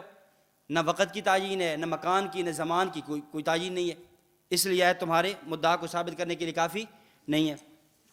جی دلیل نمبر 3، الم ترا، یہ جگہ جگہ الم ترا الم ترا قرآن کریم میں بار بار آتا ہے نا، تو کہتے ہیں دیکھیں الم ترا، اللہ تعالیٰ فرماتے ہیں کہ اے نبی کیا آپ نے نہیں دیکھا، الم ترا کیا آپ نے نہیں دیکھا۔ اس سے معلوم یہ ہوا کہ نبی اکرم صلی اللہ علیہ وسلم دیکھ رہے ہیں۔ الم ترا سے کیا معلوم ہوا؟ آپ دیکھ رہے ہیں۔ تو پہلا جواب یہ ہے، 1 منٹ کے لیے ہم تسلیم کر بھی لیں تو اس سے ناظر ہونا ثابت ہوگا، حاضر ہونا پھر بھی ثابت نہیں ہوتا۔ ناظر ہونا ثابت ہوگا، حاضر ہونا ثابت نہیں ہوتا۔ اچھا اگر الم ترا کا معنی یہی ہے کہ اے نبی کیا آپ نے نہیں دیکھا، یعنی آپ حاضر اور ناظر ہیں، تو پھر نبی کی تخصیص کیا ہے؟ پوری امت حاضر اور ناظر ہے۔ فرمایا الم تروا کیف خلق اللہ 7 سماوات طباقا، الم تروا کیف خلق اللہ، یہاں ترو کا خطاب پوری امت کو ہے نا، کہ کیا تم اے انسانوں کیا تم نے نہیں دیکھا کہ اللہ تعالیٰ نے کیسے آسمانوں کو پیدا کیا؟ تو تم نبی علیہ السلام کو حاضر ناظر مان رہے تھے، اور اس آیت کے سے پھر یہ بھی ثابت ہوا کہ پوری امت کیا ہو گئی؟ حاضر اور ناظر ہو گئی۔ یہ تو نا الزامی جواب، باقی تحقیقی جواب سمجھیں۔ یہ الم تارا، رآ یرا رؤیا، رویت کی 2 قسمیں ہوتی ہیں، ایک ہوتی ہے رویت بصری، ایک ہوتی ہے رویت قلبی۔ ایک ہے آنکھ سے دیکھنا اور ایک ہے دل کی، جسے آپ کہتے ہیں بصیرت، یعنی دل سے اس کو جاننا۔ تو بس اوقات ایک چیز آنکھ سے دیکھی ہوتی نہیں ہے، لیکن وہ اتنی قطعی یقینی اور اتنی مشہور ہو چکی ہوتی ہے کہ اس کو آنکھ سے دیکھنے سے تعبیر کر لیا جاتا ہے۔ مثال کے طور پہ ایک واقعہ پیش آیا، مثلا ابھی آپ دیکھ لیں، ابھی وہ جو معصوم بچی کے قتل کا واقعہ پیش آیا، اب کوئی آدمی یہ کہے کہ یار آپ نے نہیں دیکھا یہ کیا ہوا، ہفتہ پہلے آپ نے نہیں دیکھا کیا ہوا، حالانکہ ہم تو یہاں تھے، ہم نے دیکھا نہیں ہے، لیکن وہ واقعہ اتنا مشہور ہے، اتنا قطعی اور یقینی ہے کہ اس کے علم کو رؤیت آنکھوں سے تعبیر کیا گیا، دیکھنے سے تعبیر کیا گیا۔ اسی طرح فرمایا الم تر کیف فعل ربک باصحاب الفیل۔ اب بتاؤ نبی اکرم، اگر یہاں رویت سے رویت بصری مراد ہے کہ آپ ہر جگہ دیکھ رہے ہیں، تو کیا یہ جو اصحاب فیل ابرہہ کے لشکر کا واقعہ پیش آیا آپ کی پیدائش سے چند دن پہلے، تو آپ موجود تھے اس وقت؟ آپ تو موجود نہیں تھے۔ قرآن نے پھر بھی کیا کہا؟ الم ترى، اس طرح الم تروا، الم ترى کے جتنے بھی الفاظ آتے ہیں ان تمام آیات سے یہ استدلال کرنا باطل ہے۔ اور اس پر ساتھ دوسرا جواب وہی ذہن میں رکھیں کہ کوئی ایک مفسر پیش کر دیا جائے جس نے اس آیت کی یہی تفسیر کی ہے جو تم کر رہے ہو۔ دلیل نمبر 4، چوتھی دلیل کہتے ہیں یہ بڑی مشہور دلیل ہے، یہ پیش کرتے ہیں، کہتے ہیں قرآن کریم میں ہے ان رحمت اللہ قریب من المحسنین، اللہ تعالیٰ کی رحمت ہر جگہ، اللہ تعالیٰ کی رحمت ہر جگہ۔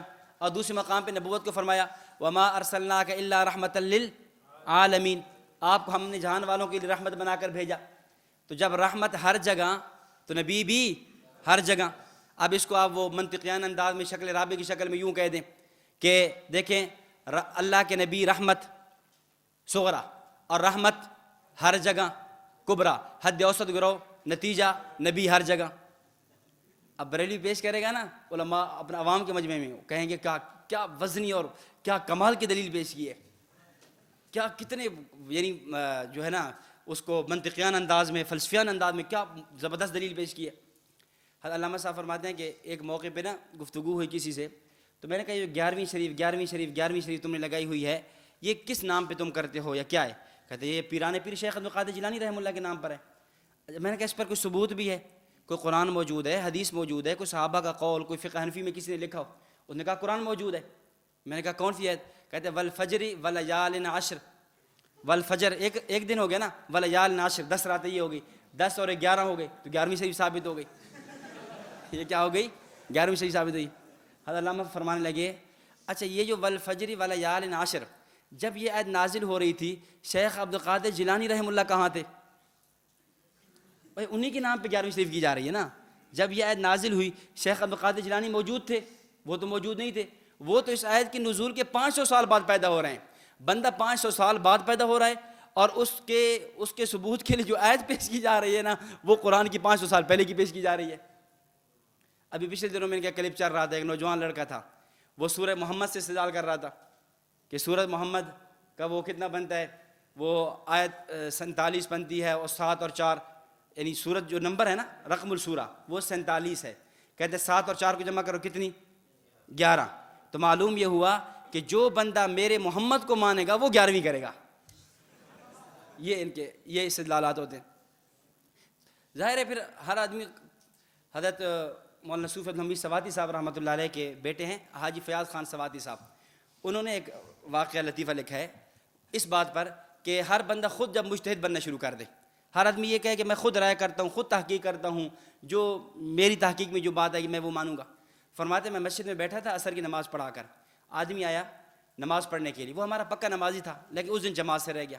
اس نے آ کر جب نماز پڑھی نا، اس نے جب سجدہ کیا تو لمبا سجدہ کیا، یعنی جیسے آدمی جیسے ڈنڈ نکال رہا ہوتا ہے، اور وہ سجدہ تقریباً اس کا نا ایسے 2 صفوں پر گویا مشتمل ہو گیا، 2 صف یا 1.5 صف پر نا یوں لمبا سجدہ کیا۔ بڑی مشکل سے وہ سجدہ کر رہا تھا، آ جا رہا تھا۔ جب میں دیکھتا رہا بھئی یہ تو نماز کا مذاق اڑا رہا ہے، پہلے کبھی سے یہ نماز نہیں پڑھی، آج یہ کیسے نماز پڑھ رہا ہے؟ جب نماز سے فارغ ہو میں نے بلایا، میں نے کہا بھائی آپ نے کیا کیا ہے، نماز کے ساتھ مذاق کرتے ہو، کتنا کفر کیا آپ نے؟ کہتے نہیں مولوی صاحب چھوڑو، بس ہم نے بہت مان لیا آپ کی، کافی وقت گزر گیا، بہت مان لی ہے۔ تم لوگ جو ہے نا صحیح احادیث امت کے سامنے پیش نہیں کرتے، صحیح احادیث جو ہے نا وہ امت کے سامنے نہیں لاتے۔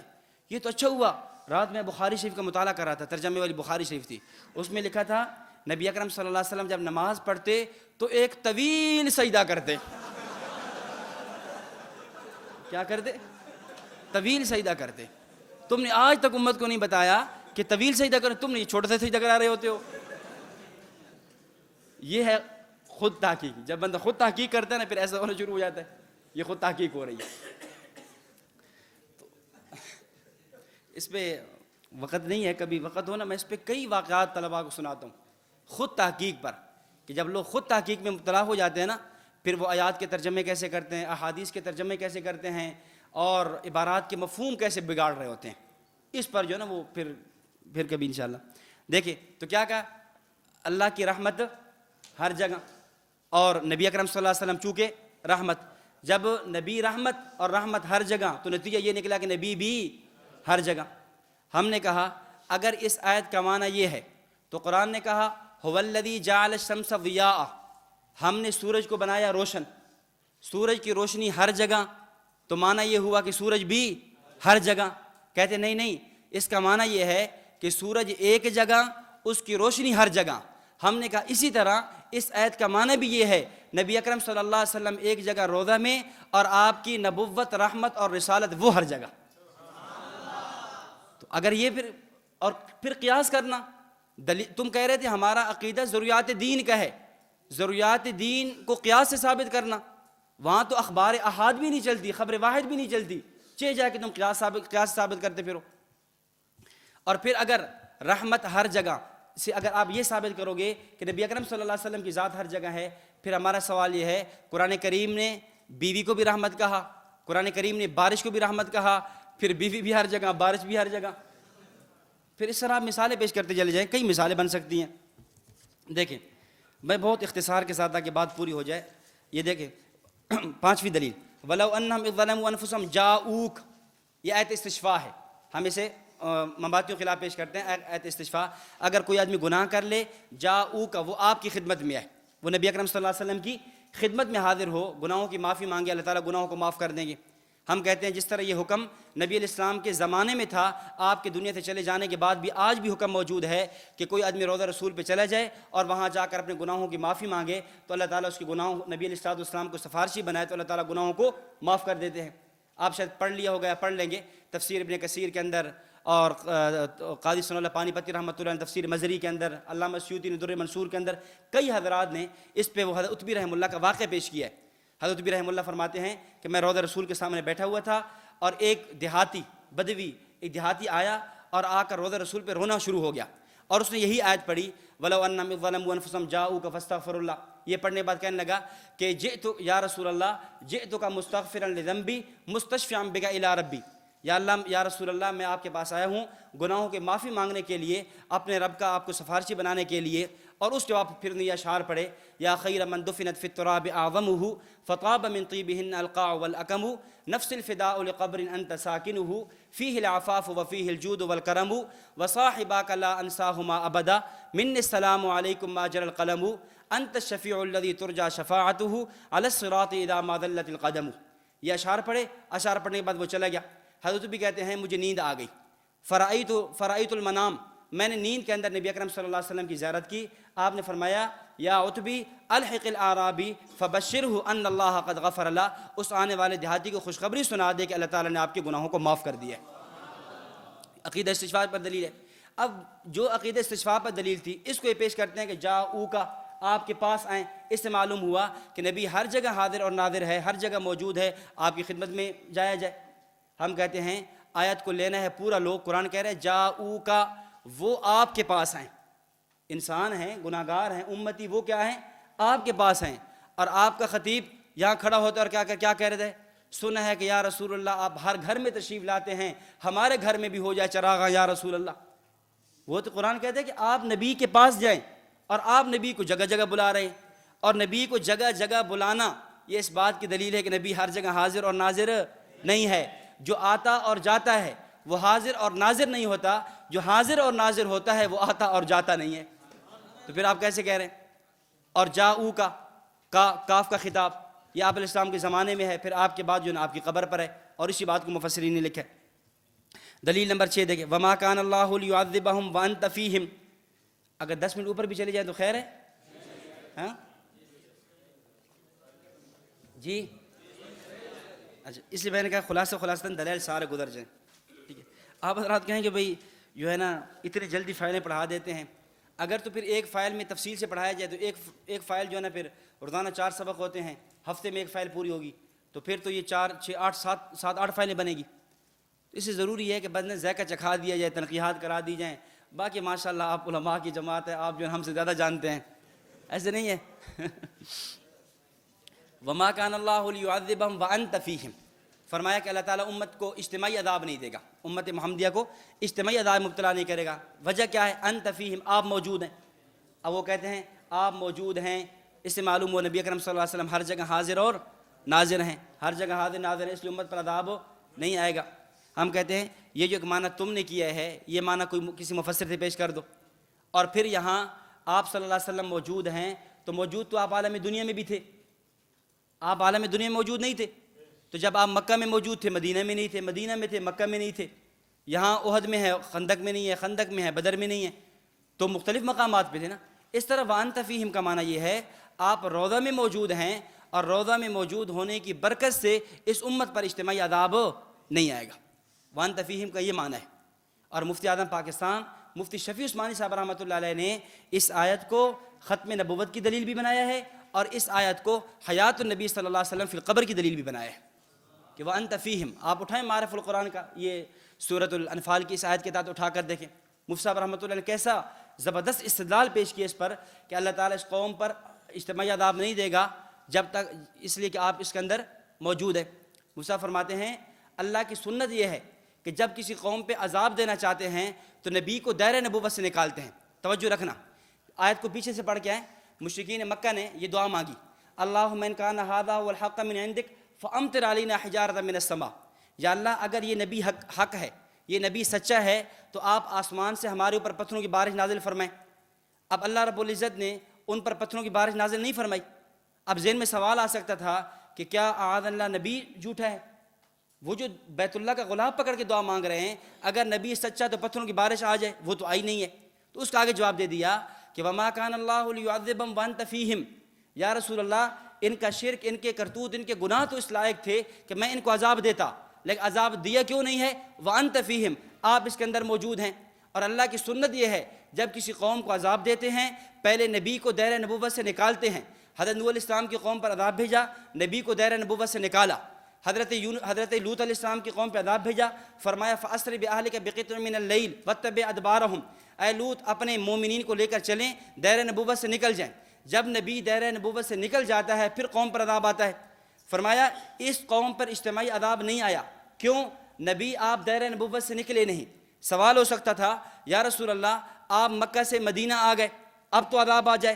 فرمایا نہیں، جیسے آپ مکہ کے نبی ایسے آپ مدینہ کے نبی، وَأَنْتَ فِيهِمْ۔ سوال ہو سکتا تھا جب آپ فرش سے عرش پہ چلے گئے، معراج پہ چلے گئے، اب تو عذاب آ جاتا۔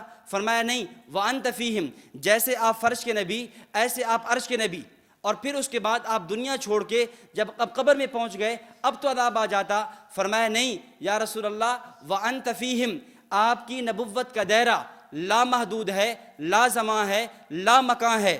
آپ مکہ کے بھی نبی، مدینہ کے بھی نبی، فرش کے بھی نبی، عرش کے بھی نبی، اور اس عالم کے بھی نبی اور اس عالم کے بھی نبی۔ قیامت کی صبح تک آپ کے دائرہ نبوت نرانا ہے، اور قیامت کی صبح تک آپ کی امت پہ اجتماعی عذاب نہیں آنا۔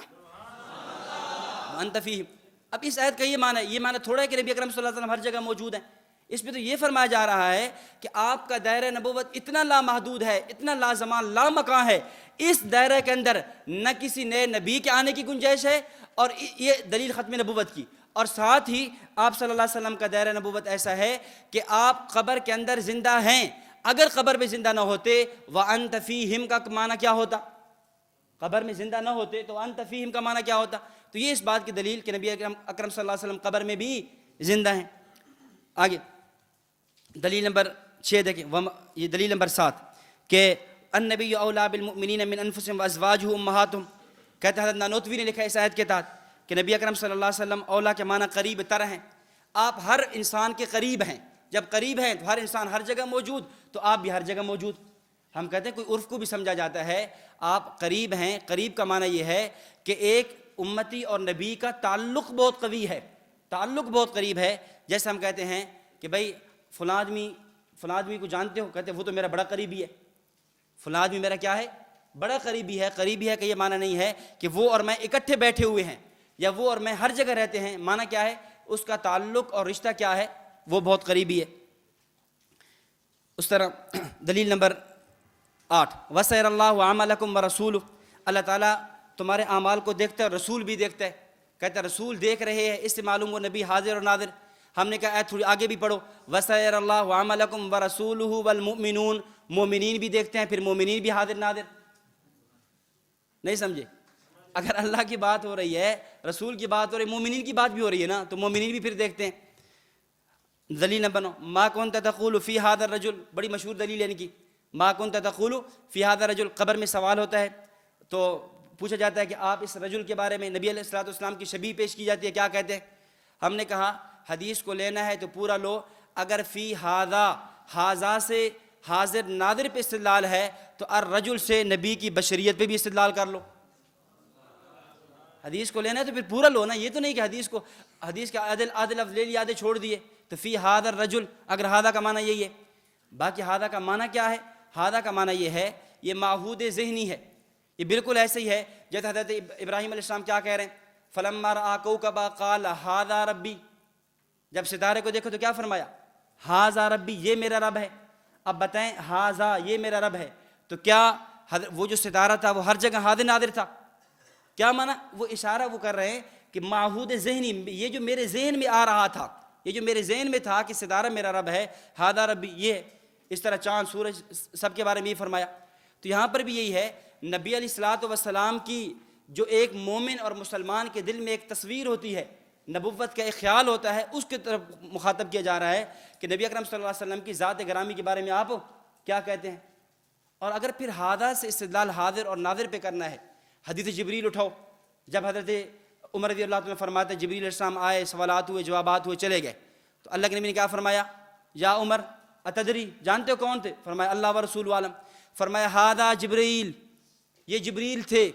تو کیا جبریل ہر جگہ حاضر ناظر ہے؟ پھر مطلب وہ آنے والا جو آپ کے ذہن میں معہود ہے نا، وہ جبریل ہے۔ احمد رضا خان بریلوی صاحب نے حضرت شاہ اسماعیل شہید رحمۃ اللہ علیہ کے کفر پہ 4 کتابیں لکھی، 4 کتابیں لکھی حضرت کے کفر پہ، توجہ کرنا۔ ان میں سے کتاب ہے الکوکب الشہابیہ۔ اچھا، پھر ایک اور عجیب کرامت شاہ اسماعیل شہید رحمہ اللہ کی، 4 کتابیں کفر پہ لکھی، اور آخری عمر میں احمد رضا خان نے لکھا کہ میں نے 70 وجوہ کی بنیاد پہ شاہ اسماعیل شہید کو کافر کہا تھا۔ شاہ اسماعیل شہید کے اندر 70 وجوہ کفر تھی، لیکن اب میں سمجھتا ہوں کہ علماء محتاطین ان کے کفر کا قول نہ کریں، علماء محتاطین ان کے کفر کا قول نہ کریں۔ 70 وجوہ کی بنیاد پہ بندہ کافر بھی ہے، اور ساتھ کیا کہہ رہے ہیں؟ علماء محتاطین ان کے کفر کا قول نہ کریں۔ اور آگے کہتا ہے یہی بات میرے دل میں آئی اور یہی بات صحیح ہے۔ ساری عمر کی محنت پہ آخری عمر میں پانی پھیر گیا کہ شاہ اسماعیل شہید رحمۃ اللہ علیہ کافر نہیں ہے۔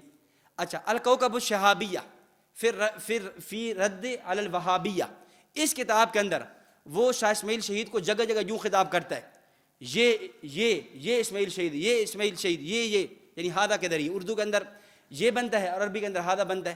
تو ہم کہتے ہیں اگر اس لفظ یہ کے ذریعے، لفظ ھذا کے ذریعے حاضر اور ناظر پہ استدلال ہو سکتا ہے تو پھر شاہ اسماعیل شہید رحمۃ اللہ علیہ بقول تیرے حاضر ناظر ہو گئے۔ یہ الزامی جواب جی۔ اس کے بعد آگے دیکھیں، یہ کچھ احادیث ہیں، ان کو بھی چھوڑ دیں۔ امام صاحب رحمۃ اللہ علیہ کا قول دیکھ لیں آخر میں، دلیل نمبر 16 دیکھ لیں، کلمہ طیبہ پر، یہ عوامی دلیل ہے۔ کہتے دیکھو کلمہ طیبہ لا الہ الا اللہ محمد الرسول اللہ، کہتے ترجمہ کرو محمد رسول اللہ کا۔ محمد رسول اللہ کا ترجمہ کیا ہے؟ محمد صلی اللہ علیہ وسلم اللہ کے رسول تھے یا ہیں؟ ہم یہی ترجمہ کرتے ہیں، کہتے ہیں رسول محمد صلی اللہ علیہ وسلم اللہ کے رسول ہیں کا معنی کیا ہوا؟ حاضر اور ناظر۔ استدلالات تو پھر ان کے ایسے ہوتے ہیں، اس کا معنی کیا ہوا؟ محمد رسول اللہ صلی اللہ کے، محمد رسول اللہ اللہ کے رسول ہیں، اس سے معلوم ہوا کہ حاضر ناظر۔ ہم جواب میں کہتے ہیں کہ بتاؤ قبلہ کعبہ قبلہ ہے یا قبلہ تھا؟ قبلہ ہے، کعبہ قبلہ ہے، تو معنی یہ نکلا کہ کعبہ ہر جگہ موجود، کعبہ ہر جگہ موجود۔ کہتے نہیں، مطلب یہ ہے کعبہ تو ایک جگہ ہے، اس کا قبلہ ہونا ہر جگہ ہے۔ ہم نے کہا رسول نبی اکرم صلی اللہ علیہ وسلم رسول ہیں، ایک جگہ ہے، آپ کا وصف رسالت وصف نبوت وہ ہر جگہ ہے، یہ مطلب ہے، یہ نہیں کہ رسول اللہ موجود ہیں۔ پھر تو کل کو کہہ دے گا بھائی پاکستان کا وزیر اعظم کون ہے؟ عمران خان ہے نا، تو پھر ہر جگہ موجود ہے، پھر ہر جگہ موجود ہے۔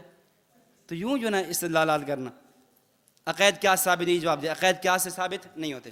ہاں، یہ امام صاحب کی دلیل پیش کر دیتے ہیں، کہتے ہیں اٹھاؤ قصیدۃ النعمان، امام صاحب رحمہ اللہ کا شعر، وَإِذَا سَمِعْتُ فَعَنْكَ قَوْلًا طَيِّبًا، اور وَإِذَا نَظَرْتُ فَمَا أَرَىٰ إِلَّاكَ کاف ضمیر متصل کی، کہ امام صاحب فرماتے ہیں یا رسول اللہ جب میں آپ کے بارے میں سنتا ہوں نا قول طیب ہی سنتا ہوں، اور میں جب بھی دیکھتا ہوں آپ ہی کو دیکھتا ہوں۔ حسر کا ترجمہ کر وَإِذَا نَظَرْتُ فَمَا أَرَىٰ إِلَّاكَ، یعنی میں آپ کو دیکھتا ہوں، آپ کے علاوہ کسی کو دیکھتا نہیں ہوں۔ تو کہتے ہیں اس سے معلوم ہوا امام صاحب رحمہ اللہ کا نظریہ یہ تھا کہ امام صاحب آپ کو دیکھ رہے ہیں، تو ظاہر ہے وہ امام صاحب نبی علیہ السلام کو تب بھی دیکھ سکتے ہیں نا کہ جب نبی ہر جگہ حاضر اور ناظر ہو۔ ہم کہتے ہیں پہلی بات تو یہ ہے یہ قصیدۃ النعمان، یہ جو آپ نے امام صاحب کی طرف پیش کر دیا ہے، کوئی ایک صحیح دلیل پیش کر دو کہ یہ قصیدۃ النعمان امام صاحب کا اپنا ہو، کوئی ایک دلیل پیش کر دو۔ امام ابو حنیفہ رحمۃ اللہ علیہ کی سوانے کو، تراجم کو، سیرت کو اتنا قلم بند کر دیا گیا، جمع کر دیا گیا، لوگوں نے اتنا اس پہ کام کیا، اتنا کام کیا ہے، اگر یہ قصیدہ امام صاحب کا ہے تو امام صاحب کا دکھا دو۔ اور نمبر دو، اگر یہ امام صاحب کا قصیدہ ہے، ایک منٹ کے لیے تسلیم کر لیں کہ یہ ٹھیک ہے امام صاحب ہی کا ہے، ایک منٹ کے لیے مان لیں، تو امام ابو حنیفہ رحمۃ اللہ علیہ کی پیروی کرنے والے، اتباع کرنے والے فقہائے حنفیہ کو اٹھائیں۔ فقہائے حنفیہ میں علامہ ابن نجیم تو کیا کہہ رہے ہیں؟ علامہ ابن نجیم فرما رہے ہیں من قال ان ارواح المشائخۃ حاضرۃ تکفر، کہ جو آدمی یہ کہے کہ مشائخ کی ارواح حاضر اور ناظر ہوتی ہیں اس بندے کی تکفیر کی جائے گی۔ امام ابو حنیفہ کے جو فقہا ہیں، تلامذہ ہیں اور جماعت در جماعت، وہ تو اس کی تکفیر کر رہے ہیں جو کیا کہے، جو نبی اکرم صلی اللہ علیہ وسلم کو ہر جگہ حاضر اور ناظر مانے۔ آپ اٹھائیں فقہ کی متون، عالمگیری ہے، شامی میں نہیں ہے، عالمگیری ہے، بدائع الصنائع ہے، بحر الرائق ہے، نہر الفائق وغیرہ، تقریباً 11 کے قریب کتابیں ایسی موجود ہیں جس میں یہ جزیہ موجود ہے کہ من قال ان ارواح المشائخ حاضرہ تکفر، جو یہ کہے گا کہ ارواح کی مشائخ کی جو ارواح ہیں، روحیں ہیں، حاضر ناظر ہیں، ہر جگہ موجود ہوتی ہیں، علم غیب جانتی ہیں، اس بندے کیا کی جائے گی؟ تکفیر کی جائے گی۔ حضرت امام علیہ سنت مولانا صفا صاحب رحمۃ اللہ علیہ نے جب احمد یار خان نعیمی کو یہ لکھا نا کسی کتاب کے جواب کے اندر کہ آپ تو فقہ حنفی کی رٹ لگا رہے تھے، فقہ حنفیہ تو حاضر ناظر اور علم غیب کے عقیدہ رکھنے والے کو کافر کہہ رہے ہیں، تو اس نے فوراً کہا کہ جی چلیں بعد نے لکھ دیا، بعد نے تو اس لفظ کو قیلہ سے تعبیر کیا ہے۔ احمد یار خان صاحب کیا کہنے لگے؟ قیلہ سے کہا گیا ہے، قیلہ سے یعنی یہ قول ضعیف ہے، قیلہ سے لکھا ہے کہ جو یہ کہے، بھائی قیلہ سے بھی کہے تو چلو قول ضعیف بھی ہو، چلو کافر نہیں ہوگا، لیکن یہ تو ثابت ہوگا عقیدہ غلط ہے۔ اگرچہ کسی نے قیلے سے بھی کہہ دیا، اس کو قیلے سے بھی تعبیر کر دیا ہے، یہ کوئی حدیث تو ہے نہیں، فقہا کا جزیہ ہے، لیکن فقہا نے اس بات کو لکھا۔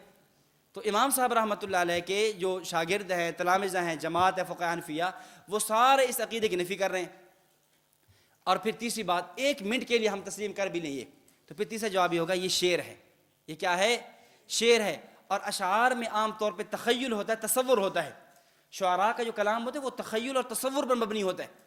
نبی اکرم صلی اللہ علیہ وسلم کی محبت میں کہہ رہے ہیں یا رسول اللہ آپ کی ذات موجود ہوتی تو میری صبح و شام اسی حالت میں ہوتی کہ میں آپ کا دیدار کرتا رہتا۔ یہ معنی ہے یا رسول اللہ مجھے آپ سے اتنی محبت ہے، کاش آپ موجود ہوتے یا میں آپ کے زمانے میں پیدا ہوا ہوتا، میں ہر وقت آپ کو دیکھتا رہتا۔ یہ معنی نہیں ہے کہ آپ صلی اللہ علیہ وسلم موجود ہیں اور میں ہر جگہ آپ صلی اللہ علیہ وسلم کو دیکھ رہا ہوں۔ تو بات سمجھ آ گئی؟ یہ چند دلائل آپ کے سامنے پیش، درمیان میں جو میں نے دلائل چھوڑے ہیں نا یہ وہ احادیث ہیں اور وہ ساری اخبار احاد ہیں اور اس کے کچھ جوابات لکھے ہوئے بھی ہیں۔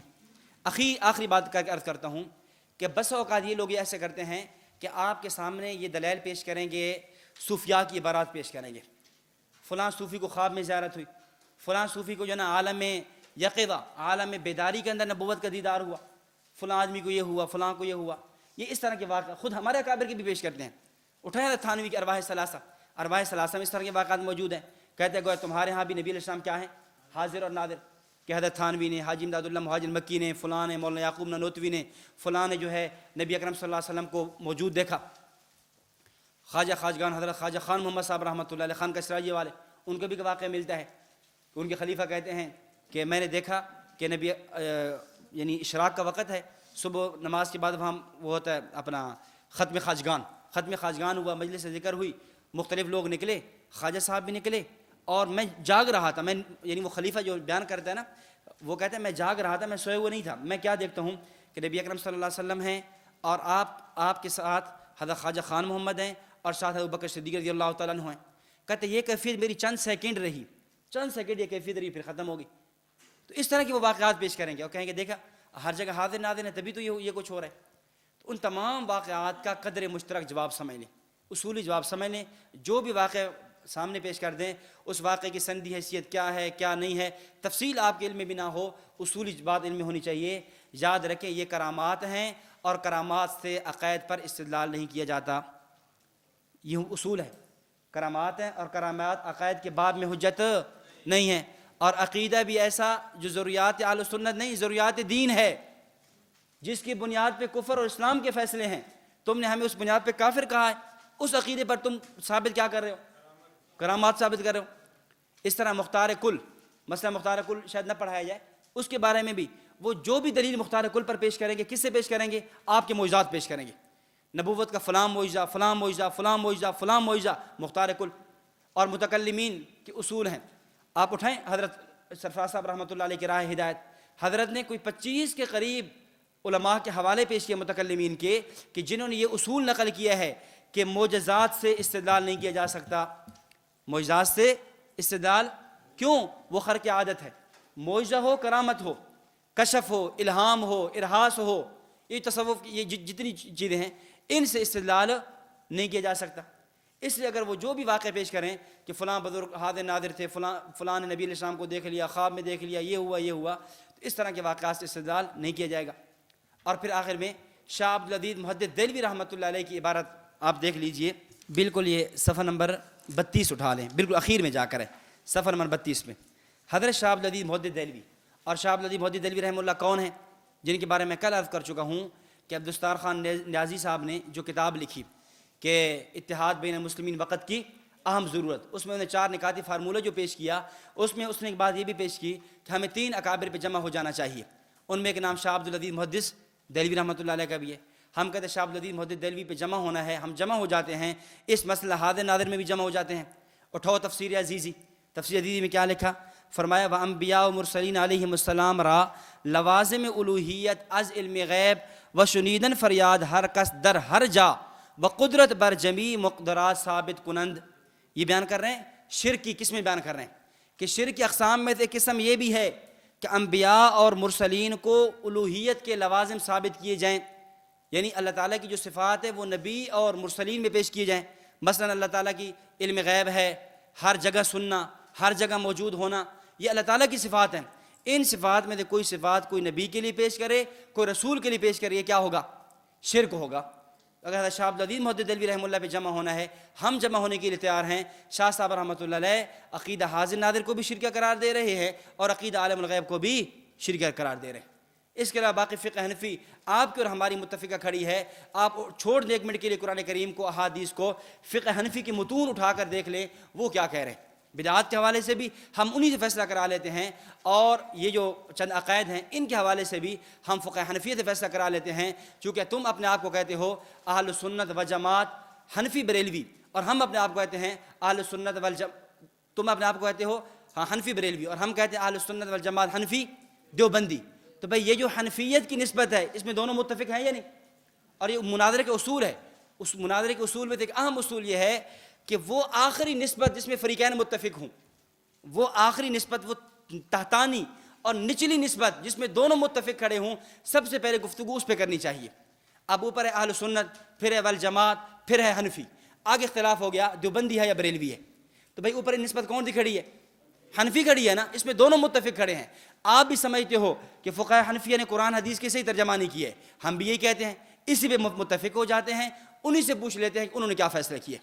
اور یہی بات ہم مماتیوں کہتے ہیں, اہل سنت والجماعت دیوبندی, اور تم آگے مماتی ہو, ہم حیاتی کہہ دیتے ہیں دیوبندی. دیوبند میں دونوں متفق کھڑے ہیں. یہ نہیں ہے کہ ثواب عذاب قبر ہے, حیات النبی صلی اللہ علیہ وسلم ہے, ڈائریکٹ قرآن سے نہیں استدلال کرو. یہ جو درمیان کی نسبت ہے نا, دیوبندی دونوں متفق کھڑے ہیں. اس پہ دیوبند کے فتاوی سے مسئلہ حل کر لیتے ہیں. اکابر دیوبند کے فتاوی میں کیا لکھا ہے کہ انہوں نے حیات النبی کا اقرار کیا ہے یا انکار کیا ہے, ثواب عذاب قبر کا اقرار کیا ہے یا انکار کیا. تو بات سمجھ آ گئی؟ تو میں نے آپ حضرات کے سامنے یہ اس عقیدہ حاضر نادر پر مختصراً تنقیح اور اس پر چند سوالات دلیل چھوڑ دیے, اور جو ان کے شبہات ہیں ان کے جوابات پیش کر دیے ہیں. اللہ رب العزت صحیح معنوں میں سمجھنے کے اور سمجھانے کی توفیق عطا فرمائے. وآخر دعوانا الحمدللہ رب العالمین.